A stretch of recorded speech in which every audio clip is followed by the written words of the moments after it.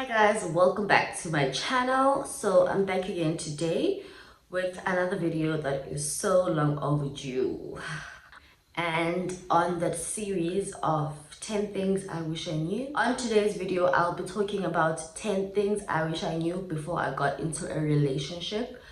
So before I got into this relationship, to be specific, so I've been with my partner for just over 4 years. So I'll be talking about 10 things I wish I knew before I met him and how those things have played a role in my life and in our relationship. I wrote things down in this little paper, so I'll be reading them out. So if I look down, just know that I'm reading the pointers and then I'll try and elaborate more. So the first thing I wish I knew before I got into a relationship is the fact that I would have to make sacrifices. So, well, in most cases, when you think about relationships, you just think flawless, like izinto nje zihamba, smoothly. Not that they're not, but they don't really go that smoothly if you don't put in the effort and the thoughts behind them going that smoothly. So, the first thing I wrote here was the fact that you have to make sacrifices. In terms of speaking of smaller things where you have to make sacrifices on, I would say if you normally sleep in the middle of the bed and then this time around you're sharing a bed with your partner, you can't sleep in the middle of the bed. That is a sacrifice. And of course, there are bigger sacrifices that you have to make in a relationship depending on the kind of person you are with or the kind of person that you are. But I feel like ultimately, at some point, you have to make a sacrifice, whether it is maybe sometimes deciding to not go out because you want to spend more time with your partner, or whatever sacrifice you feel like you have to make at that time. But ultimately you might have to end up making some sacrifices. So for me, that's one of the things I wish I knew before I got into a relationship, which really actually helped the relationship, when you see that there's actually effort being exerted from both sides, where both partners are making sacrifices. The second pointer is I cannot be selfish. This kind of connects to the previous pointer about sacrifices, but this one, whereby you cannot be selfish. Well, I couldn't be selfish when I was in a relationship. Basically, thinking for yourself and also thinking for your partner, and also putting your partner in your shoes and putting yourself in your partner's shoes and deciding based on what will be best for you both and for your relationship. So you cannot be selfish and think only for yourself. You have to think for him or her and the relationship. So if I'd have to make an example in this case, I would say, say for example, you're going to buy chips and you know your partner doesn't like a certain flavor, but now you feel like, oh well, I love it, then you have to ask him or her what they like and then what you like, and if you can find a common ground of a flavor that you guys will both like, or just buy 2 packets, not just buy yourself and then go chill and have your favorite while your partner is watching. That's like a really small example, but you can think of something bigger in your relationship where you feel like you would have to make a sacrifice on. The third thing I wish I knew before I got into a relationship with my partner was the fact that my relationship with friends will change. Well, I made this decision myself, not him. He didn't do it for me because he really didn't mind me going out as much as I wanted with my friends, but I just didn't feel like going out as much as I used to when I met him. Literally, you guys, if my friends would tell you, when we met in 2017, we would stay in the house with my partner and like not go anywhere. And then I'd feel like, okay, I haven't seen my friends in a while. Let me just make time for them.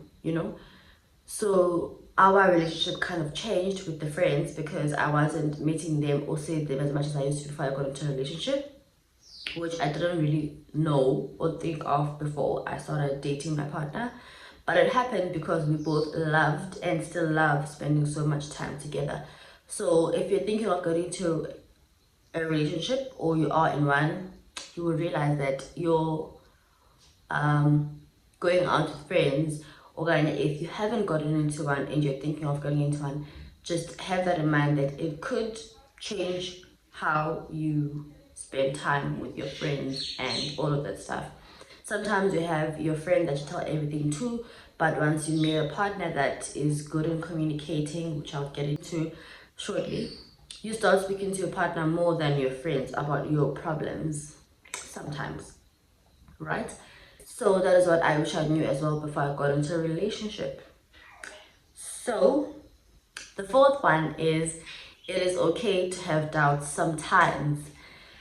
So when you started dating with my partner, guys, right, I feel like sometimes or most of the times when you've had like horrible stories from people or horrible experience yourself, you feel like all people are the same. So once we have a small enough fight, I'm like, okay, we probably need to break up because the A, B, and C happened, right? So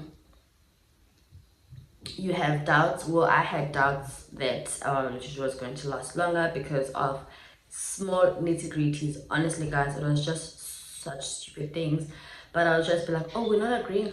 Actually, at some point, he had to tell me, my partner had to tell me that, babe, listen, we won't always agree on the same things. You need to understand that. So J guys, he had to tell me because for me, I was just like, okay, we're not agreeing on this. Maybe we're not supposed to be together. So yeah, I wish I knew that sometimes you will have doubts, but it does not mean that your relationship is not valid and you can talk through things that are talkable through. Not everything is talkable through, depends on the person's what are those things called? Depends on the person's deal breakers, but yeah, sometimes you might have doubts like I did at first. Point number 5 is I shouldn't keep emotions to myself. Well, yeah, with this one, I feel like when the relationship starts, most people try to keep things to themselves and have these things that they feel like their partner should be doing or should not be doing, but don't communicate them to them. So I was like that as well. And then I realized that actually not saying those things to him was actually not it, you know. So I learned to communicate my feelings and my emotions of how I felt about a situation or about anything, so that could help him try to not do it again. Especially there's things like little habits of maybe forgetting to say I'm leaving the house, I don't know, or forgetting to say okay, just small things, right, that a person can work through. If you don't communicate your feelings, your partner will not know what happened, and then they won't know if you don't like the thing, and they'll continue doing it, and it'll continue stressing you out. But then if you communicate your feelings, then they know not to do that again because it did hurt you, and then they'll try to not do it again, which they might and then you say it again, and then they'll try not to do it again. Maybe the third or the fourth time they won't do it again, because remember, we learn as we grow. No one changes overnight. Just because you made a decision that, listen, Roundy, I don't like how you leave your glass on top of the thingy without a coaster. Maybe the next time I'll remember, but the other time I might forget. So don't get mad because I forgot the second time. Just say it again until I actually get into it and get into the new habit of using a coaster. Making an example, right? So communicating your feelings is very important in a relationship because it helps the person to know what you did not like, and then they can actually work on it. Not overnight, but work on it as with time. Number 6 is you could, well, I wish I knew that I could depend on my partner on some things. Now, I'm not saying I'm 100% dependent on him or he's dependent on me or whatever, but there are things that I feel like, yo, I cannot do this. Like, I'm not gonna do this. Like, oh, he has to do it for me. Like, you know, there are things I know I've never done ever since we started dating. Like, yo, remember, yo, if I had to be single now, I have to do that. You know, I'm pretty sure there are things now in a relationship, if you are in one, where you feel like this is my partner's side, Nama have got my side, and he doesn't or she doesn't do that. So you sort of like depend on them for that. Plan may not use the word depend, but in this case I'll just use it. That's a better term. So you kind of depend on them for a learned earlier, no matter how small it is, you know. So number 7 says it takes time. So this means that when your partner or when you want to change something about yourself, or when you tell your partner that you don't like certain thing that they do, they won't change it overnight, guys. It takes time. So I wish I knew that, because sometimes I would get so frustrated and I'd be like, but I asked you not to do this, and then he did it again, and then I'm just like, so you don't listen to me, so you're like, you don't take me seriously. And he would be like, oh yeah, I forgot, I'll try again. So you just need to know that, well, I just had to know that it does take time. It takes quite some time for a person to get used to a new habit, or to get used to how you like things done, or to get used to how or what things trigger you in whatever way. So not expecting them to change overnight or like instantly like that. People are not robots, they are human beings. They make mistakes, we make mistakes. Some like, guys, when I say mistakes, I'm not talking about the big things of you were caught cheating, or you were caught stealing someone's money, or no, we're not addressing those here. I'm talking about small things like, you forgot my lunchbox bag in the car like for the 3rd time. Seriously? Yeah, but like small big things, small, not those ones. No. Anyway, yeah. So it takes some time for a person to get used to what you like and what you do not like. Number 8 is you need to learn to trust. So guys, like I said, when you hear people telling you stories about their life or whatever happens, and then they tell you that all men are the same, or all girls or all women are the same, you feel like, okay, so he said it's going on with his friend. Let me go snoop and see about is it his friend Yanina. So when we started dating with my partner, I used to go through his phone because I could. And I would feel so bad after doing it, because I wouldn't find anything, and I'd be like, yo, shame. And you guys, you know what? Lack of trust does kill a relationship, because now, if you don't trust me, you think I'm doing some stuff behind your back, might as well just do it, because you already don't trust me, so what's the point? You know what I mean? So it's very important to trust your partner. It gives them that oomph, my person trusts me, so I cannot do anything like that. You know what I mean? So yeah, well, I stopped snooping around. Well, I still do press the phone, but like not with the intentions of snooping around. Just in G, let's say I'm trying to see something. I feel like in a relationship you get to a point where you just feel like, if there is something, it'll come to you. Chill, relax, it'll come to you. You know what I mean? Don't be, otherwise you'll make your partner feel uncomfortable, and then they'll just feel like, okay, well, might as well just do it because this person does not trust me, and it kills your relationship like 100%, like to the core. Anyway, moving on to the next pointer, which is number 9, and it says it is not like in movies. So if you guys do watch romantic movies, I love romantic movies. So if you watch romantic movies, you realize that, guys, in those apana, there are like smooth sailing, you know, like go picture perfect young, you know, they like live the Instagram life in real life, if you know what I mean. And I feel like you shouldn't have that kind of expectation when you are dating someone, that it'll go according to, in fact, what expectations don't have them. Like if someone wants to do something for you, they'll do it. Having expectations will kill you, because you expect ABCs to happen without you actually saying it, and people can't read minds. I can't read your mind. Actually, it should have been a pointer, like do not have expectations, because we do have expectations a lot, and then things don't happen that way, and then the next person is mad because the other person didn't read their mind. And number 10, the last but not least of the list, is I didn't know what real love was.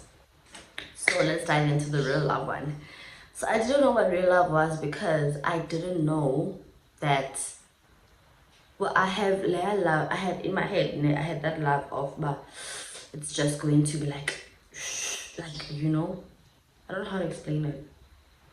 But let me just tell you what I found as real love according to me when I got into the relationship. It's when I am so mad, like, about something. Guys, okay, first of all, tonight we fight about really little things.